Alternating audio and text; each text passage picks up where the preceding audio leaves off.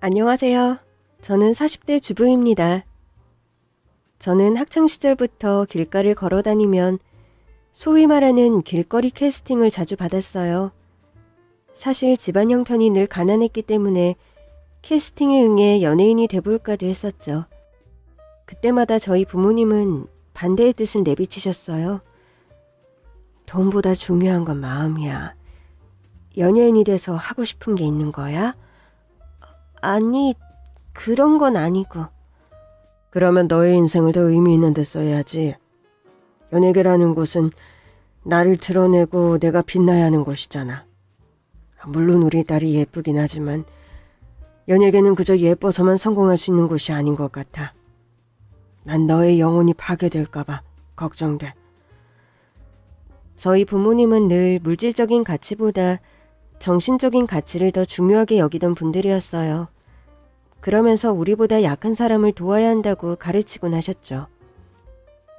저희 엄마 아빠는 없는 돈으로 길에서 장사하시는 할머니들의 물건을 전부 사주거나 길에서 고생하는 분들에게 요구르트 하나라도 주려고 없는 돈도 털어 쓰는 분들이었어요.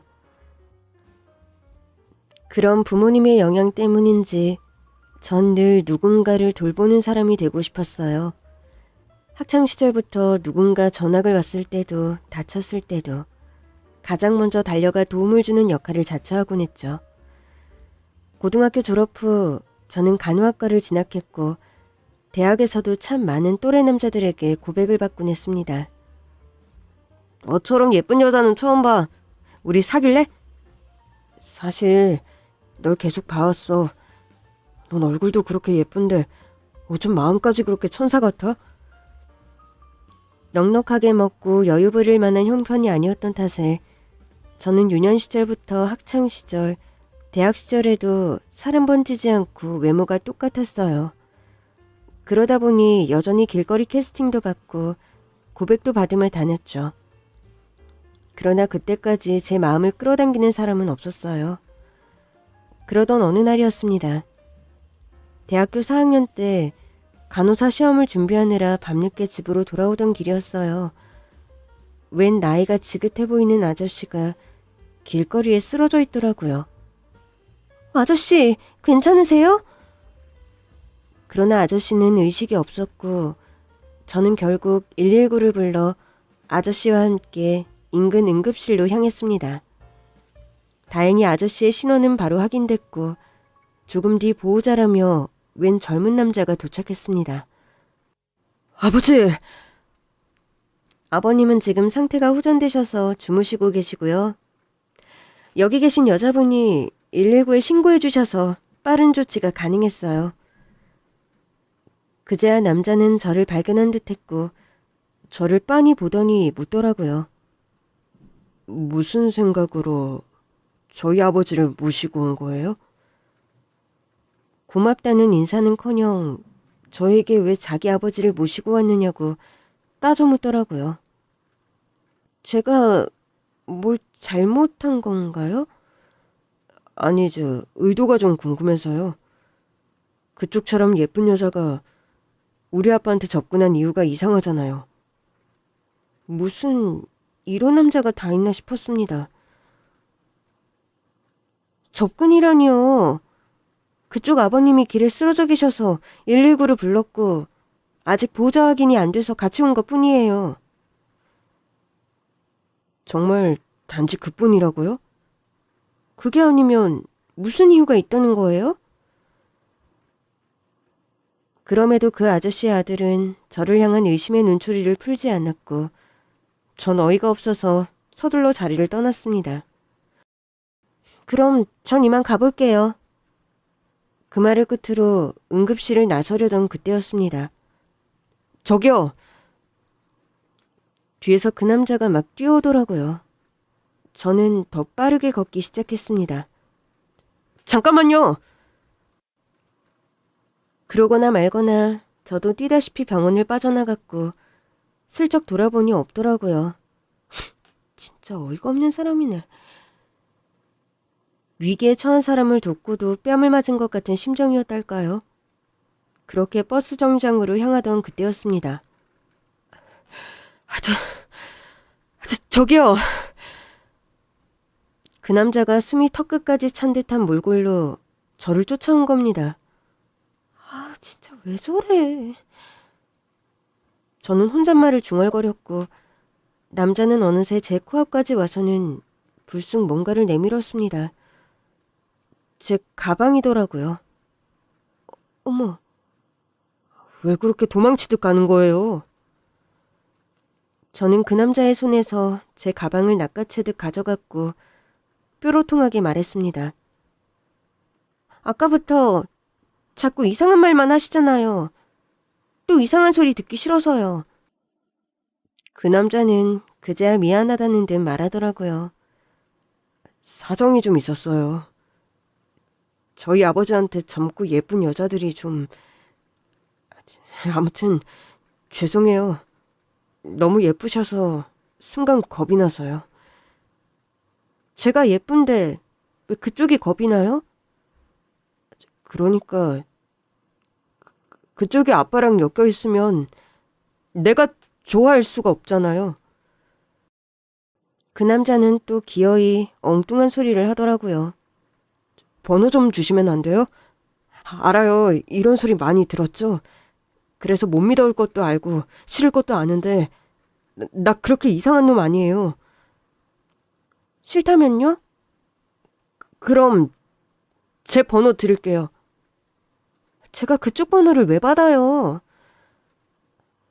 갖고 있다가 진짜 비싸고 맛있는 거 먹고 싶거나 기분 안 좋아서 드라이브라도 가고 싶을 때 찬스로 써요.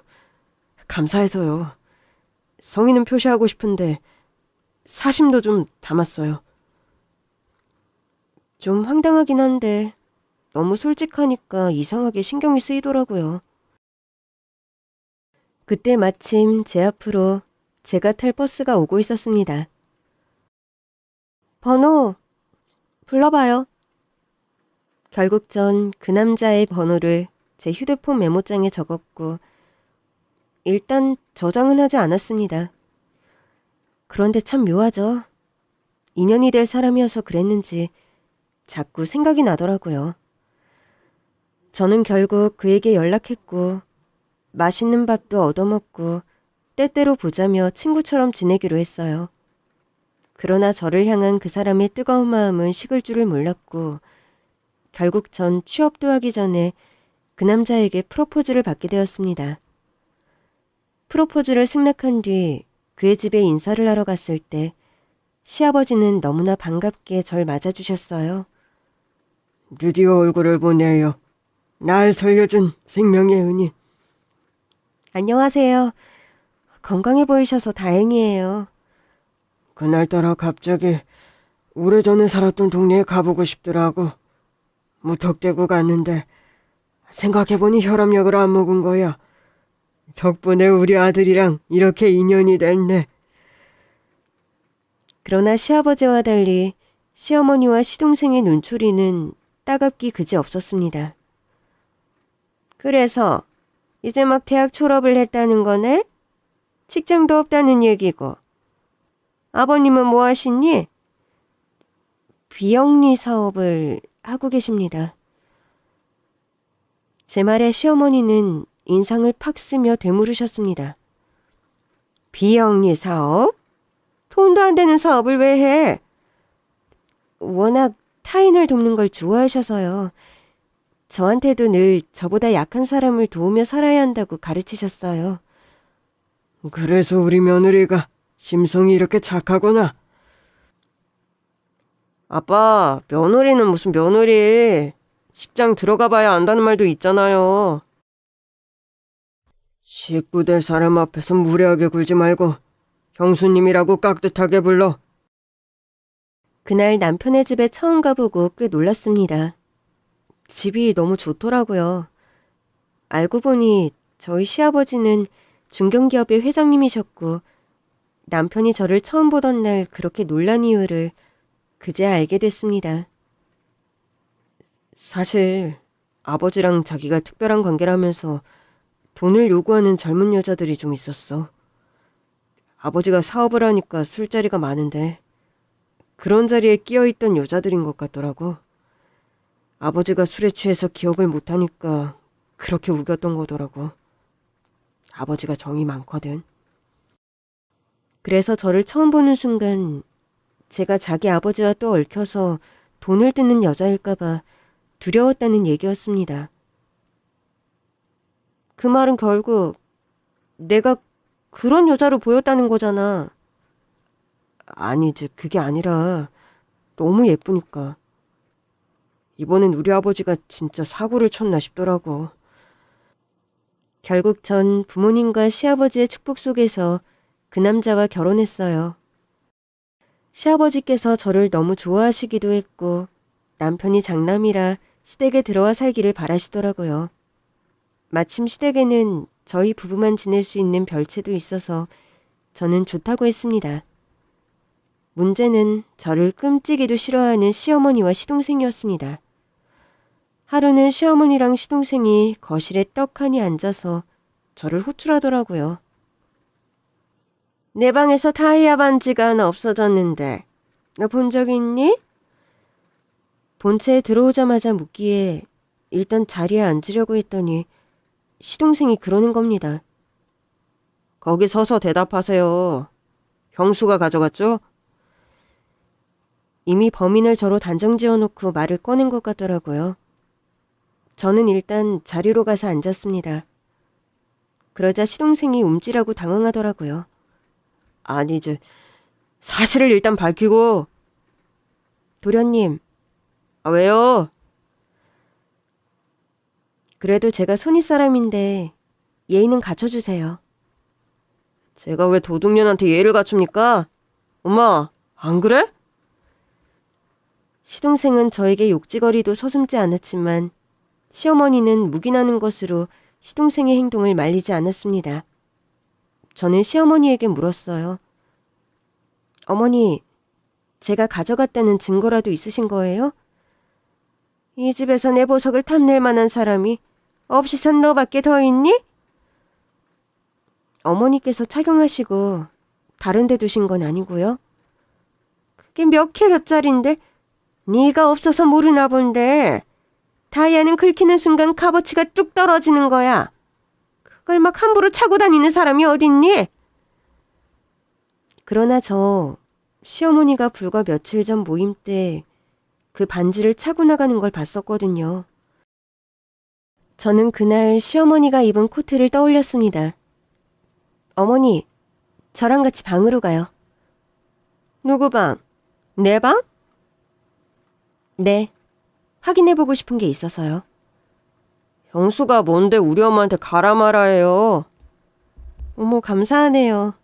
도둑년이라고 안 부르고 형수라고 불러주셔서? 저는 그렇게 시동생의 입을 막은 뒤 시어머니와 함께 안방으로 갔습니다. 어머니, 저 잠깐 옷장 좀 볼게요. 수 쓰지 마. 내가 두 눈 똑바로 뜨고 보고 있으니까. 무슨 수요? 너 지금 갖고 와서 몰래 넣으려는 거 아니야? 저는 시어머니를 더 가까이 오게 했고 그날 시어머니가 입은 것으로 기억하는 코트를 꺼냈습니다. 아니나 다를까 코트 주머니에 다이아몬드 반지가 있더라고요. 반지를 본 시어머니와 시동생은 당황했습니다. 며칠 전에 어머니께서 동창 모임 가신다고 끼셨던 게 기억이 나서요. 반지가 좀 헐거워 보이더니 주머니에 빠졌나 봐요. 그날 많이 취해서 들어오셨잖아요. 반지를 살피던 시어머니는 저에게 버럭 화를 냈습니다. 그럼 그렇다고 말을 하면 되지. 굳이 날 여기로 끌고 와서 이런 쇼를 하고 있어? 그러니까 말이야. 그리고는 두 사람 다 저에게 사과 한마디 없이 그냥 나가버렸습니다. 이후로도 저는 시댁에서 일어나는 모든 잘못의 범인으로 가장 먼저 지목됐어요. 그때마다 전 제 나름의 기지를 발휘해 위기를 벗어나곤 했죠. 그즈음 남편은 시아버지의 회사 일을 돕느라 바빴기 때문에 남편에겐 이 사실을 말하지 않았습니다. 그러던 어느 날 시동생이 결혼하겠다며 예비 동서를 데리고 왔어요. 그런데 예비 동서를 본 시아버지와 남편의 표정이 굳더라고요. 예비 동서가 인사를 마치고 돌아간 뒤 시어머니는 신이 나 보였습니다. 이제야 우리 집이랑 급이 맞는 애가 며느리로 들어오네. 난 완전 찬성. 역시 우리 엄마는 안목이 있을 줄 알았어. 신난 시어머니 시동생과 달리 남편과 시아버지는 여전히 어두운 표정이었습니다. 둘째야, 결혼은 다시 생각해보는 게 어떠니? 아빠, 형이 가난한 여자 데리고 온 것도 모자라 나도 그런 여자를 데리고 오길 바래? 야, 너 형수한테 말버릇이 그게 뭐야? 아버지가 그렇게 말씀하시는 데는 이유가 있겠지. 이유도 안 듣고 형수나 비하고 말이야. 너 늘 이런 식이야? 여보, 말해봐. 저는 남편을 진정시켰습니다. 여보, 나 괜찮으니까 이유부터 좀 알자. 당신도 그렇고 아버님도 표정이 너무 안 좋으신 것 같아서. 역시 우리 그네가 내 마음을 알아주는구나. 둘째가 데려온 애 집안이 업계에서 소문이 안 좋아. 직원들 월급은 몇 달째 안 주면서 집안 재산은 불린다고 하더라고. 아니, 사업하는 사람들이 그 정도 욕심이 없어서야 어떻게 사업을 해? 그게 무슨 흠이라고. 난 한 번도 그렇게 해본 적 없어. 노동의 대가는 확실히 지급해줘야지. 사람 없이 일이 어떻게 돼? 아우 됐어. 둘째가 좋다면 된 거지. 막말로 그 집이랑 우리가 결혼하면 우리한테 손해일 건 없잖아. 엄마, 왜 손해가 아니에요? 그런 기업이랑 사돈 맺어봤자 우리 기업 이미지에 좋을 게 없죠. 그래서 네가 데려온 커렁뱅이 여자애는 우리 회사에 도움이 됐니? 엄마! 예, 네가 말해봐. 내가 뭐 틀린 말 했어? 시어머니는 저에게 물었고 그 즈음엔 이제 하루 이틀 일도 아니었기 때문에 전 웃으며 말했습니다. 죄송해요. 제가 도움이 안 돼서. 그렇지만 손해를 끼치진 않은 것 같아요. 제 말에 시어머니와 시동생의 얼굴은 불그락 푸르락했지만 시아버지는 제 편을 들어주셨어요. 우리 큰애가 아주 옳은 소리를 하는구나. 그렇지만 네가 들어온 건 행운이야. 너처럼 착한 애가 들어와서 늘 시끄럽던 우리 집을 화목하게 해주고 있지 않니? 너는 말 안 해도 나는 안다. 네가 늘 집에서 묵묵히 지혜롭게 대처하고 있다는 거. 시아버지의 말을 듣는데 눈물이 다 날 것 같더라고요. 전혀 모르시는 줄 알았는데 다 알고 계셨구나 싶어 역시 한 중견기업을 이끄는 분답다 생각했죠. 결국 시동생은 그 여자와 결혼했습니다. 동서는 신혼여행에서 돌아온 첫날부터 본색을 감추질 않더라고요. 형님, 왜 들어와서 사세요? 재산 때문에 그러는 거죠? 아니, 나는 아버님께서 우리끼리 그럴 거 없어요. 그래도 형님, 페어플레이 하실 거죠? 당신 동서가 하는 말을 하나도 이해할 수 없었어요. 그러나 곧 동서의 말이 무엇을 뜻하는지 알게 됐죠. 동서는 시어머니를 구슬려 자기 편을 만들었습니다. 당신은 왜 자꾸 첫째 며느리만 예뻐해? 우리 둘째 봐. 나한테 해준 선물 좀 보라고. 당신은 돈도 많은 사람이 왜 자꾸 선물에 집착해? 돈이고 마음이야. 우리 둘째가 그랬어. 당신은 내 돈 다 갖다 쓰잖아. 쓰고 싶은 만큼. 그런데 당신이 나한테 직접 선물 한 번 한 적이 있어? 이렇게 직접 골라서 사다 주는 게 진짜 마음이라고. 동서가 시어머니를 대하는 방식은 구슬리는 정도가 아니라 가스라이팅을 하는 수준이었습니다. 시어머니는 툭하면 동서가 한 말을 예로 들어 집안에 분란을 만들었고 결국 집을 나가겠다는 선언까지 하셨습니다. 나 이제부터 둘째네 가서 살 테니까 당신은 저 거지 며느리랑 살든 말든 알아서 해요. 시어머니가 나가겠다고 선언한 다음 날 아니나 다를까 동서가 왔습니다. 이제 페어플레이 하면 되겠네요. 도대체 그게 무슨 말이야? 형님은 아버님, 저는 어머님. 이래야 페어플레이가 되죠. 저는 그제야 동서의 페어플레이가 뭘 의미하는지 알 수 있었습니다. 시어머니가 집을 나가신 뒤 오래지 않아 시아버지의 지병이 악화되기 시작했어요. 그즈음 시동생과 시어머니는 연락 두절 상태였습니다. 남편이 겨우겨우 찾아 아버지의 임종이 가까웠다고 알리자 시동생 부부가 찾아와서 하는 말이 가관이었습니다. 역삼동 건물 이제부터 제 겁니다. 남편은 눈이 휘둥그레지고 말았습니다. 역삼동 건물이라니? 엄마가 알려줬어. 아빠가 숨겨둔 역삼동 건물이 있다고. 사실 아버님의 전 재산은 사회에 기부하기로 돼 있었어요. 시아버지의 병세가 악화된 뒤 저는 간호 공부를 했던 능력과 기질을 발휘해 시아버지를 지극정성으로 간호했습니다. 그 사이 남편은 아버지의 사업을 물려받아 기업의 회장이 됐습니다. 그러나 아버님의 병세는 차도가 없었어요. 아무래도 시어머니와 시동생 부부에게 알려야 할 것 같았습니다. 여보, 서방님 연락처 좀 알아낼 방법이 없을까? 어머니가 쓰시던 방에 주변 지인들 연락처가 있을 수도 있어. 어머니는 연락처를 수기로 작성해 두시거든. 시어머니의 방에는 비교적 저렴한 옷가지들과 가방, 구두가 남아 있었어요. 서랍을 여기저기 열어보니 정말 수기로 작성한 시어머니만의 전화번호부가 있더라고요. 저는 그것을 거실로 들고 나와 보기 시작했습니다. 제가 시어머니의 전화번호부를 보고 있자 시댁에서 오래 일한 가정부 아주머니가 다가오시더라고요. 규칙이 있어요. 중대한 인맥은 노트 뒤쪽부터 쓰셨거든요. 노트 가장 뒷면을 보니 정말 이름만 대면 알 법한 회장 사무부터 시작해 국회의원의 연락처까지 적혀 있더라고요.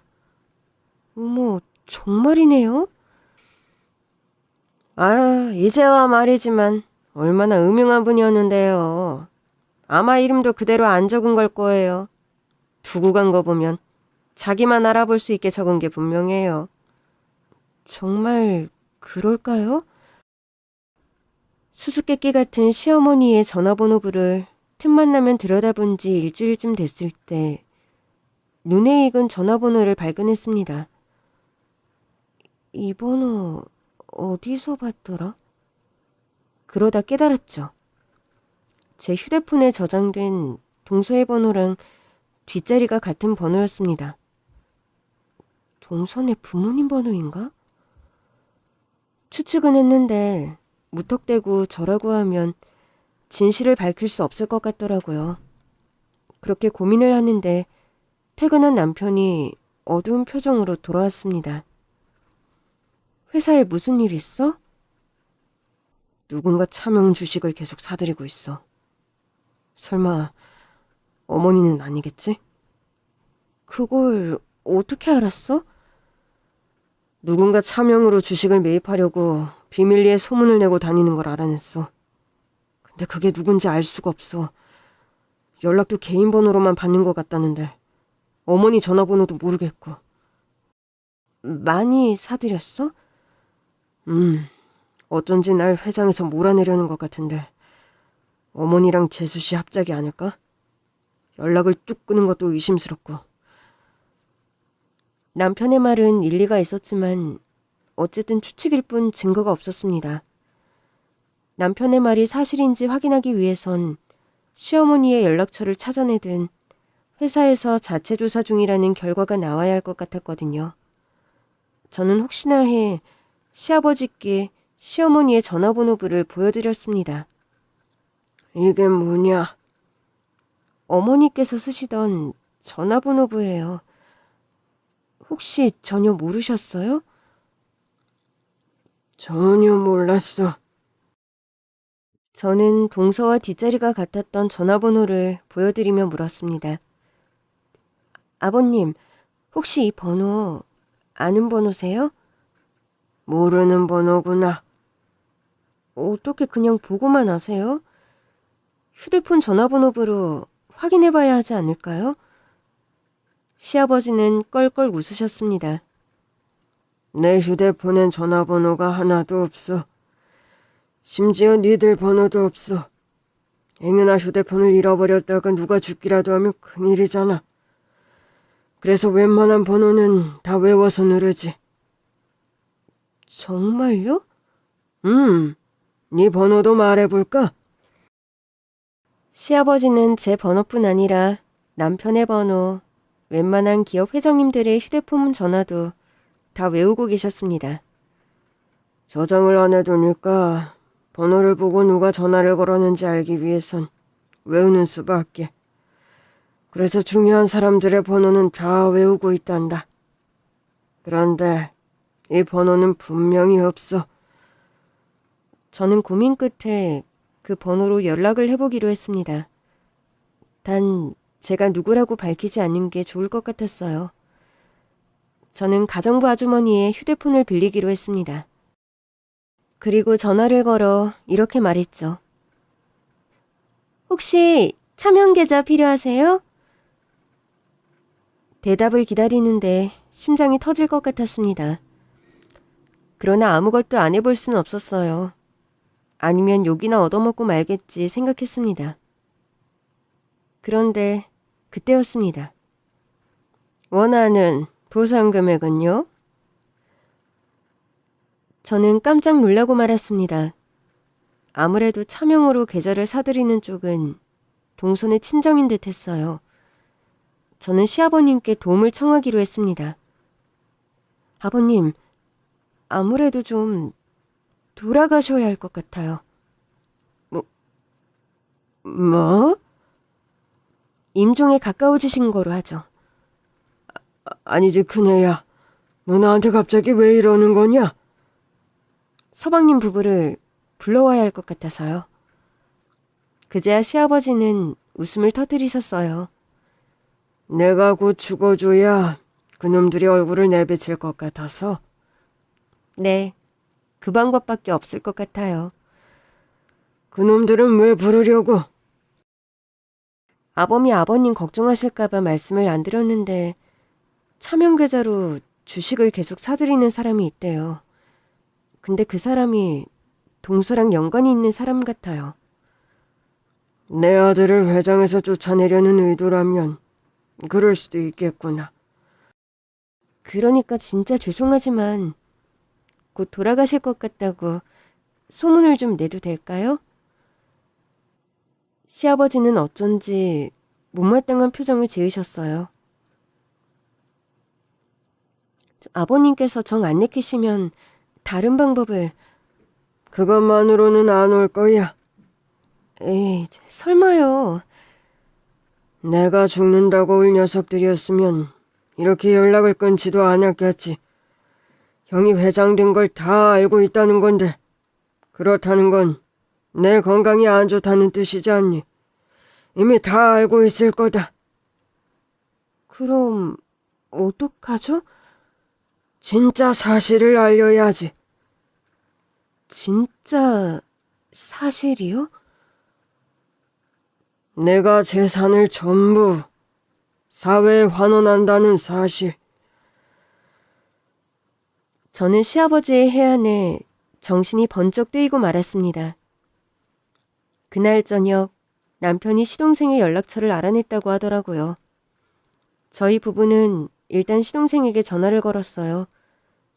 그러나 예상대로 받지 않더라고요. 결국 남편의 휴대폰으로 문자를 남겼습니다. 아버지가 위독하시다. 마지막으로 너희 얼굴 좀 보자고 하셔. 어머니도 같이. 그러나 시아버지의 예상대로 시동생에게서 답은 없었습니다. 어쩜 다들 이래? 그러니까 말이야. 당신 진짜 어머니 뱃속에서 나온 거 맞아? 맞아. 근데 난 어릴 때부터 아버지를 많이 따랐고 그 녀석은 어머니를 많이 따랐어. 그럼 이제 방법은 하나네? 아버님이 말씀하신 대로 하자. 아버지가 뭐라고 하셨는데? 저는 시아버지의 말씀대로 남편을 통해 시아버지께서 전 재산을 사회에 환원한다는 기사를 내게 했습니다. 그러자 반나절도 지나지 않아 동서에게서 전화가 오더라고요. 아니 형님, 도대체 무슨 되도 않는 소리예요. 아버님이 전 재산을 기부하신다뇨. 기사 그대로야. 그렇게 하고 싶으시대. 그래도 이건 아니죠. 저희한테 상의도 없이. 상의를 하고 싶어도 할 수가 없지. 연락 뚝 끊은 건 동서랑 서방님 아니야? 그거야. 어차피 돌아가시면 우리 몫이 있을 줄 알았으니까 그랬죠.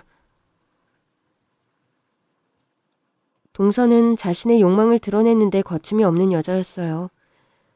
저는 일단 집으로 오라고 했고 동서는 그날 저녁에 당장 오겠다고 하더라고요. 그래도 오랜만에 집에들 오는 거니까 저녁 식사를 푸짐하게 차려뒀어요. 그러나 시어머니와 동서, 시동생은 오자마자 빚쟁이들처럼 시아버지부터 찾더라고요. 어머니 오랜만에 봬요. 잘 지내셨죠? 우리가 뭐 안부 주고받을 사이니? 됐으니까 네 시아버지 어딨냐고. 자기 방에 있지? 아버님 지금 약 드시고 주무세요. 집에 오랜만에 오셨는데 일단 식사부터 하세요. 당장 깨워. 이 인간이 진짜 죽을 때까지 나만 배려를 안 하지. 나한테 이럴 수 있어? 어머니, 그만하시고 일단 식사하세요. 내가 이 집에서 밥을 왜 먹니? 우리 밥 먹고 왔거든? 니들이나 처먹어. 엄마, 가자. 시어머니와 시동생은 거침없이 시아버지의 방으로 향했습니다.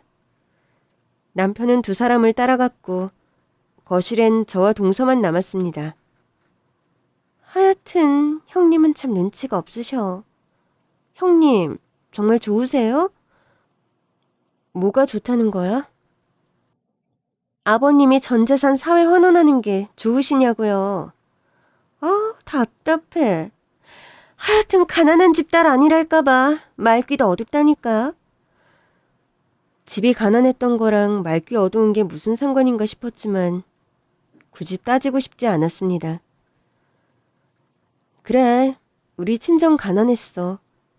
그래서 내가 지금도 가난한가? 아주버님이 회장 취임하셨다 이거죠? 형님은 앞으로도 회사 수익으로 먹고 살면 되니까 전 재산 환원에 동의한 척 한 거죠? 아버님한테 끝까지 잘 보이려고. 근데 다 죽어가는 사람한테 잘 보여서 뭐해요? 이제라도 저희랑 합심해서 그건 막아야죠. 막말로 회사가 언제까지 아주버님 거라는 보장 있어요? 순간 차명 계좌로 주식을 사들이고 있다는 이들이 떠올랐지만 모른 척 말했습니다. 우리 남편이 회장이 됐으니까 당연히 우리 남편 회사지. 뭐 형님 좋을 대로 생각하세요. 형님처럼 가난하게 살았던 사람이 기업 돌아가는 걸 어떻게 하시겠어요? 가만 보니까 아주버님께서 형님한테는 회사 얘기는 전혀 안 하시는구나? 이제 아주버님도 아시는 거겠지. 가난하고 평범한 여자하고는 말이 안 통한다는 거. 그러더니 동서도 시아버지가 계신 방으로 쌩하니 가버리더라고요. 어이는 없었지만 저도 따라갔습니다. 방에 들어가 보니 이미 시어머니와 시동생이 시아버지를 닥달하고 있더라고요. 아빠, 이건 진짜 아니지. 회사도 형 주고 재산은 사회에 환원한다고? 그게 내 뜻이야. 글쎄 내가 왜 아빠 뜻을 따라야 하냐고. 동서는 팔꿈치로 시동생의 옆구리를 쿡 찌르더라고요. 아버님, 아주버님한테 회사 주셨으니까 저희한테도 뭐 하나는 주셔야죠. 심지어 저희가 어머니도 모시고 살고 있잖아요. 이제 아버님 돌아가시면 어머니 모시고 사는 건 저희뿐인데 저희도 뭐가 있어야 할 거 아니에요. 역삼동 건물 이제부터 제 겁니다. 동서가 운을 띄우자 시동생이 기다렸다는 듯이 폭탄 선언을 했습니다.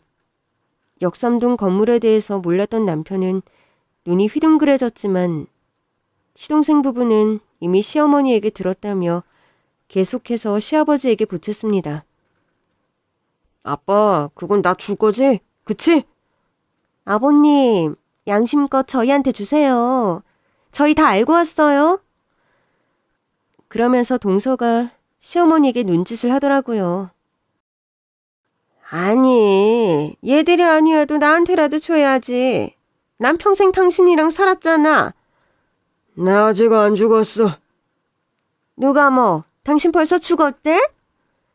평생 살았다며. 나 아직 살아있는데 당신은 나랑 안 살고 있잖아. 그래서 지금 나한테 역삼동 건물 하나도 안 주겠다 이거야? 그게 어디 쥐꼬리만한 건물이야?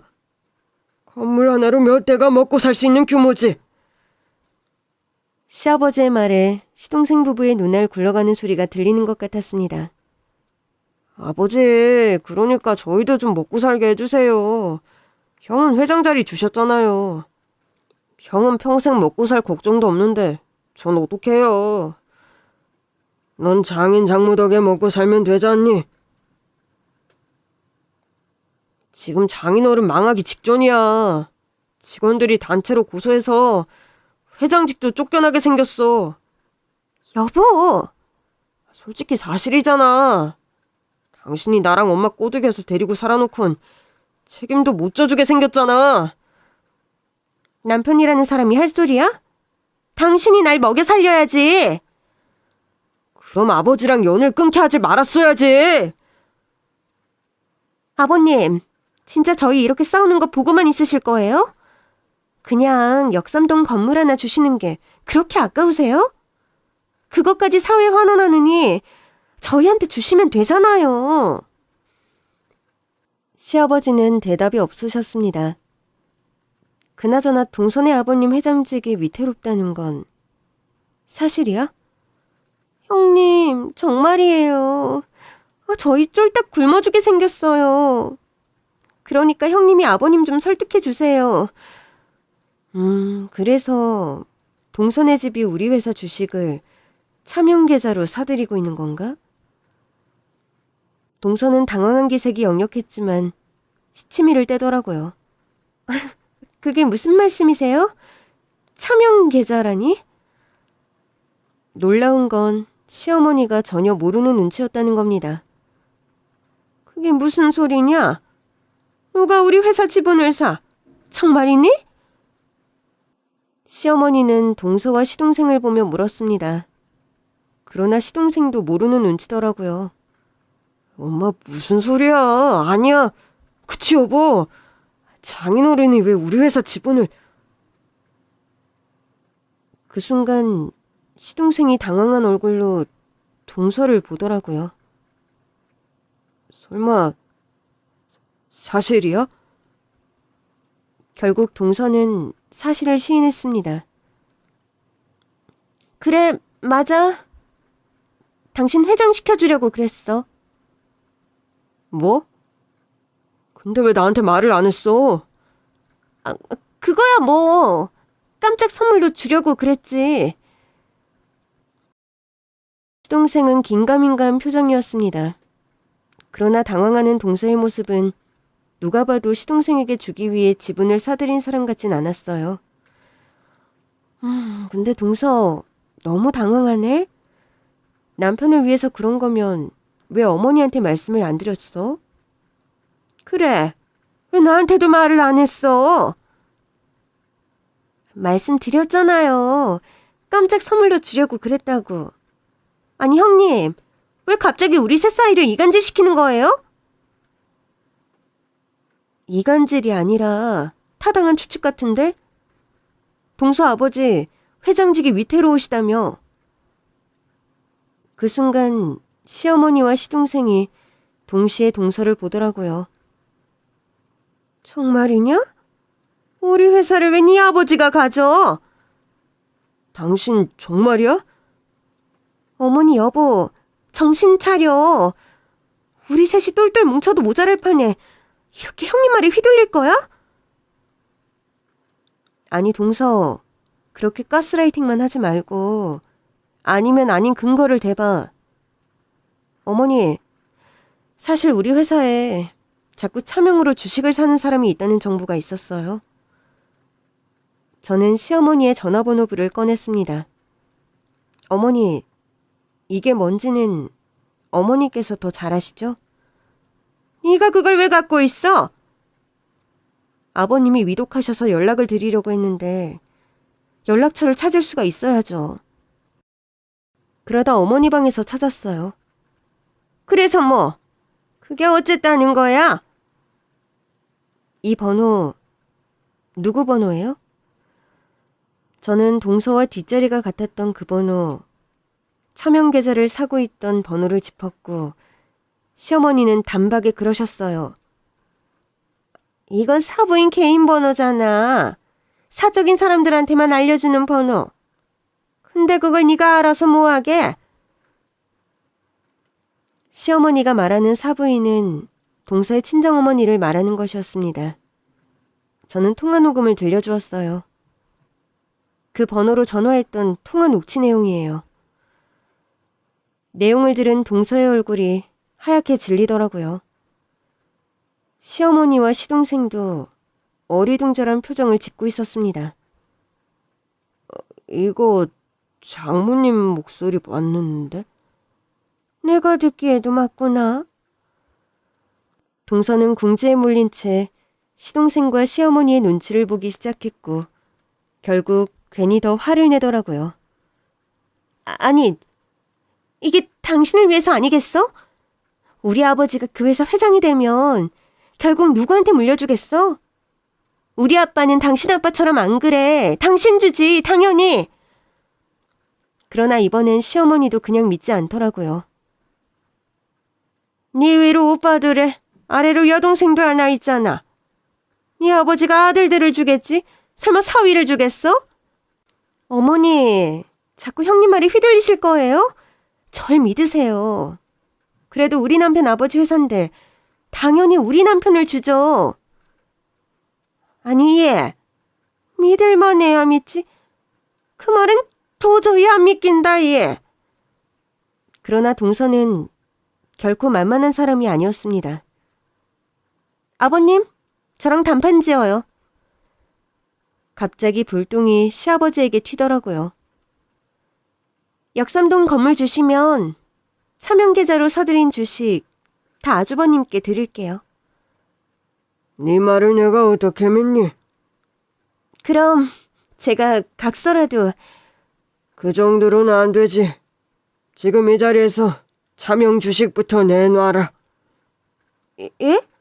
지금 당장이요? 왜? 못하겠냐? 그럼 네 말에 진정성은 없는 거야. 막말로 차명 주식인데 우리가 다 파악할 수 있는 것도 아니고 아무리 각서를 써서 공증을 받아도 얼마나 되는지 알 수가 없잖아. 동서는 부들부들 떨며 한숨을 내쉬더니 결국 알겠다고 말했습니다. 동서는 이내 친정에 연락했고 곧 메일로 관련 서류를 다 받아서는 시아버지께 내밀었어요. 시아버지는 서류를 확인하더니 남편에게 주시더라고요. 옆에서 보니 차명으로 사들인 주식의 양이 어마어마했습니다. 남편은 확인하더니 바로 비서에게 연락하더라고요. 지금 바로 문자로 보내는 계좌로 제가 말한 금액 입금해주세요. 남편은 동서가 넘긴 차명 주식에 대한 값을 지급했어요. 동서는 질겁을 하더라고요. 아주버님, 그걸 주시면 어떡해요? 저는 역삼동 건물로 받을 거예요? 저라고 굳이 공짜로 주식을 받을 이유는 없어서요. 아버님, 그래도 역삼동 건물은 주시는 거죠? 저는 그제야 미소를 지을 수 있었습니다. 저는 시아버지를 보며 고개를 한번 끄덕였고 시아버지도 저를 보시더니 동서에게 말했습니다. 그거 네 형님한테 이미 명의 이전했어. 동서는 부릅뜬 눈으로 천천히 저를 돌아봤습니다. 아버님, 제가 뭘 잘못 들은 거죠? 아주버님도 아니고 형님한테요? 그래, 네 형님의 내 목숨을 살려준 은인 아니냐. 거기다 내 식구까지 돼서 아파 병든 시아버지를 이렇게까지 지극정성으로 간호해주는데 내가 회사는 못 맡겨도 건물 하나는 줄 수 있지. 아버님! 아니, 이게 무슨 소리야? 당신 정말 천연한테 역삼동 건물을 줬어? 그건 나만 아는 당신 재산이었는데. 네가 말해봐. 너 진짜 받았어? 네가 뭔데 그 건물을 받아? 시어머니는 저를 죽일 듯이 노려봤습니다. 네, 받았어요. 형님, 미쳤어요? 돈에 눈이 멀었어요? 가난하게 자라서 주제 파악이 안 돼요? 돈에 미친 건 내가 아니라 동서 아니야? 내가 말했잖아. 우리 친정 가난했던 거 맞지만 지금은 나 안 가난하다고. 형님! 됐고! 형수, 건물 당장 내놔요. 그게 어떻게 형수 거야. 형이라면 모를까. 난 인정 못해. 그런데 어쩐 일인지 시어머니가 더 악을 안 쓰더라고요. 어머니는 저한테 하실 말씀 없으세요? 2년이 역삼동 건물 가져가서 화 많이 나셨을 텐데. 시어머니는 잠시 어쩔 줄 몰라 하더니 결국 저에게 애원조로 말씀하시더라고요. 나 집으로 돌아오고 싶은데. 저는 남편을 돌아봤고 남편은 한숨만 내쉴 뿐이었습니다. 그때 시아버지께서 말씀하셨어요. 이제 군 식구들은 다 내 집에서 나가. 그렇게 시어머니와 시동생, 동서는 쫓겨나듯이 집에서 나가야 했습니다. 한 달 전 시아버지께서 저를 조용히 부르셨어요. 아가, 넌 섭섭하지 않니? 뭐가요? 내가 전 재산을 다 사회에 환원했잖아. 전 가난할 때부터 베풀고 살라는 말만 들어서 그런지 저희가 먹고 살 방법이 없는 것도 아니고 이렇게 부유한데 나누는 게 좋다고 생각해요. 더더구나 아버님 재산인데 저희가 이래라 저래라 할 권리가 어딨어요. 그래도 좀 떼줄까? 너한테 주는 건 아깝지가 않아. 이미 많이 받았어요. 아버님 덕에 이렇게 좋은 집에서 살고 남편도 어엿한 중견기업 회장이잖아요. 가진 게 많을수록 지켜야 할 게 많아지는 것 같아요. 전 이 정도도 너무 많은 것 같아요. 뭐라도 주시고 싶으시거든 어머님이나 남편한테 주세요. 넌 네 시어머니가 밉지도 않냐? 처음엔 힘들었지만 지금은 같이 안 살아서 그런지 별 생각이 없어요. 솔직히 말씀드리면 그렇다고 좋은 건 아니고요. 그래도 아버님이랑 어머님은 부부시잖아요. 그 사람 몫은 살면서 많이 챙겨줬어. 그 사람이 많이 까먹고 다녀서 그렇지. 그러더니 시아버지께서 저에게 금고를 가리키시더라고요. 가서 눌러. 불러줄 테니까. 저는 어리둥절했지만 일단 시아버지가 시키는 대로 금고의 비밀번호를 눌렀습니다. 그 안에는 서류 봉투 하나가 달랑 들어있더라고요. 그거 네 거야. 이게 뭔데요? 봉투 안을 본 저는 너무 놀랐습니다. 다 기부하신 거 아니었어요? 그게 내 재산의 진짜 알짜배기야. 거기서 받은 세로도 몇 대는 먹고 살 거다. 이걸 저한테 주신다고요? 왜요? 네가 그때 날 발견해주지 않았으면 난 벌써 이 세상에 없었을 거야. 며느리도 자식인데 뭐 하나는 줘야 하지 않겠니? 아들한테는 회사를 맡겼고 너한텐 건물을 맡기고. 그래도 이건 너무 과분해요. 제가 이걸 어떻게 감당해요? 아가, 이제 어깨를 딱 펴고 회장 부인답게 사모님답게 살아. 네 시어머니 시동생이 너 괄시했던 거 다 안다. 네가 그 세월을 얼마나 지혜롭게 대처하며 살았는지도 알아. 나한테나 네 남편한테 말한 적도 한 번 없잖아. 말해도 됐을 텐데 왜 그랬니? 그냥 저 때문에 집안에 분란을 만들기가 싫었어요. 제가 끼어들어온 사람이잖아요. 그렇지만 결국 저 때문에 다 흩어진 것 같아요. 그게 어떻게 네 탓이야? 그 애들 욕심 탓이지.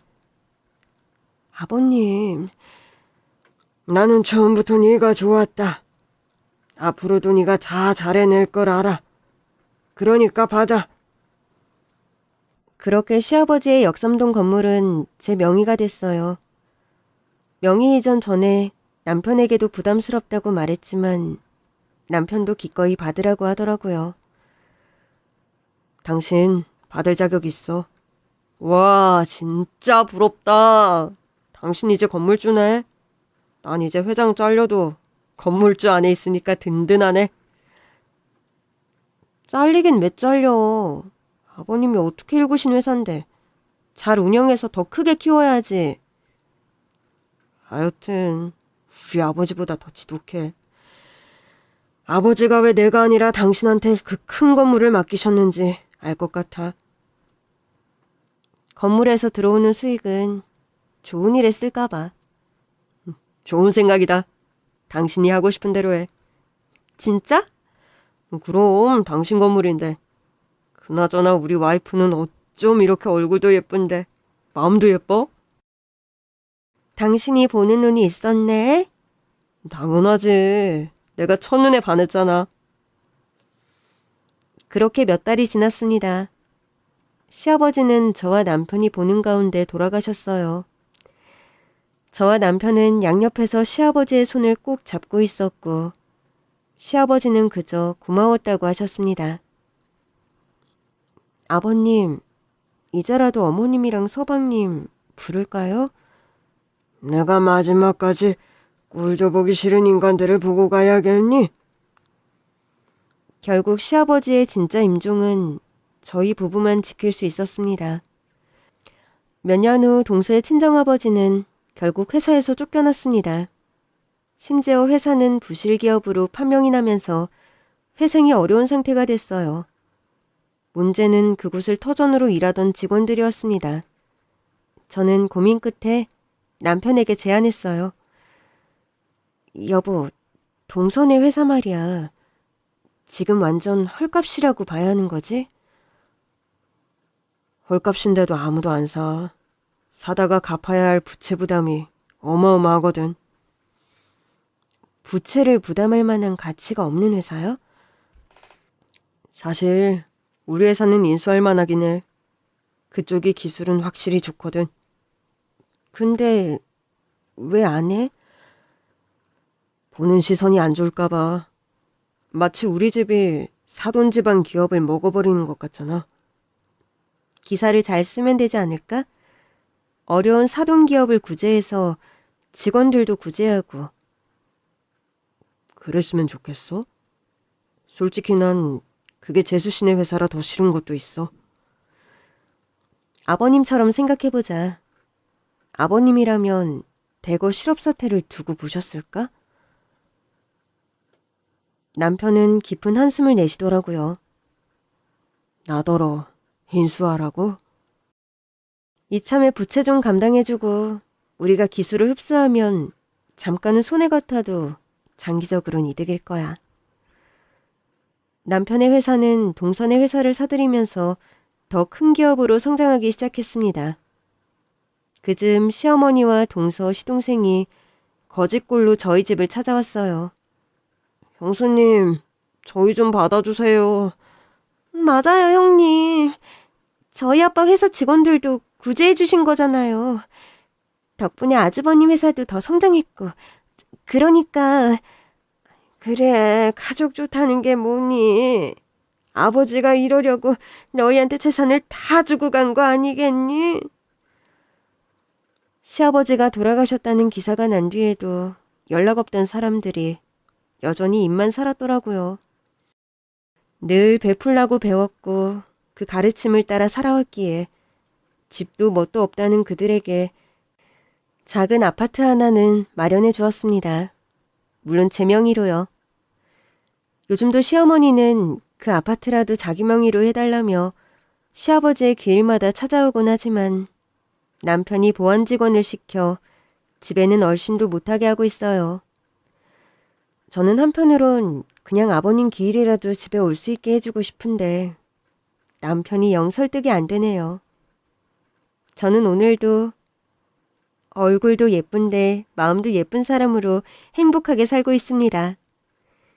저희 부모님의 가르침, 시아버님의 가르침을 우리 아이들에게도 가르치면서요.